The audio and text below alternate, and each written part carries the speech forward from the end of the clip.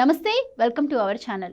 YCP జమానాలో వేల కోట్ల ఆస్తులను కారు చౌకగా జగన్ అండ్ కోకు అమ్మేసుకొని బతుకు జీవుడా అంటూ బయటపడిన ప్రముఖ పారిశ్రామికవేత్త కర్నాటి వెంకటేశ్వరరావు ఇటీవల ఎన్ఫోర్స్మెంట్ డైరెక్టరేట్ విచారణకు హాజరయ్యారు.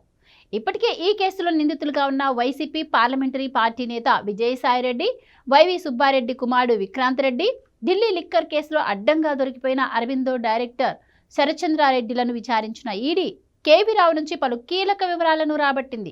హైదరాబాద్లోని ఈడీ కార్యాలయంలో జరిగిన ఈ విచారణ సుదీర్ఘంగా 9 గంటల పాటు సాగగా కాకినాడ సీపోర్టు సెజ్లను వైసీపీ నేతలు కేవీ రావు నుంచి లాక్కున్న వైనాన్ని ఈడీ అధికారులు సమగ్రంగా తెలుసుకున్నారు. విచారణలో భాగంగా కేవీ రావు ఈడీ అధికారులు అడిగిన అన్ని ప్రశ్నలకు ఓపిగ్గా సమాధానాలు చెప్పారట. అంతేకాకుండా గతంలో సిఐడి అధికారులకు ఫిర్యాదు చేసిన సందర్భంగా వెల్లడించిన వివరాలను ఆయన ఈడీ ముందు పూర్తిగా పరిచేశారట. అంతేకాకుండా తనపై అటు సాయిరెడ్డి కానీ ఇటు విక్రాంత్ రెడ్డి కానీ చేస్తున్న వ్యాఖ్యల్లో ఎంత మాత్రం నిజం లేదని కూడా చెప్పారట.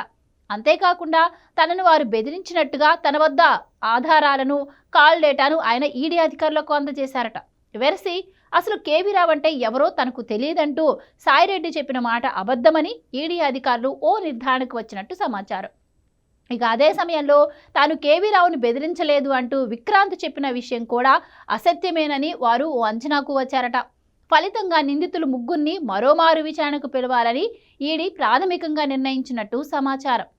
ఈడీ అధికారుల విచారణ సందర్భంగా కేవీ రావు పలు సంచలన విషయాలను వెల్లడించినట్టు తెలుస్తోంది. విశ్వసనీయ వర్గాల సమాచారం మేరకు తన వద్ద నుంచి కాకినాడ సీపోర్టు సెజ్లకు సంబంధించిన వాటాలను పేరుకే అరవిందో రియాలిటీ పేరిట బదలాయించుకున్నారని చెప్పిన రావు వాస్తవంగా అవన్నీ జగన్ ఖాతాలోనే పడిపోయాయని తెలిపారట. తొలుత ఆడిట్ సంస్థలను రంగంలోకి దించి తనను భయభ్రాంతులకు గురి చేశారన్న రావు ఆ తర్వాత సాయిరెడ్డి నేరుగా తనకే ఫోన్ చేసి విక్రాంత్ రెడ్డితో మాట్లాడుకోవాలని సూచించారట. ఈ క్రమంలో తన వద్దకు వచ్చిన రావును విక్రాంత్ రెడ్డి ఓ రేంజ్లో భయపెట్టారట.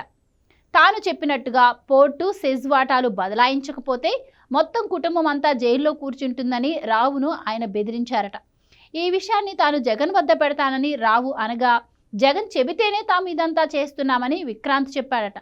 దీంతో పథకాన్ని రచించిన జగన్ వద్దకు వెళ్లినా తనకు ఒరిగేదేమీ లేదన్న అంచనాకు వచ్చిన తాను విక్రాంత్ చెప్పిన చోట సంతకం పెట్టేసి వారు ఇచ్చిన సొమ్ము తీసుకొని బతుకు జీవుడా అంటూ వెళ్లిపోయారని తెలిపారట.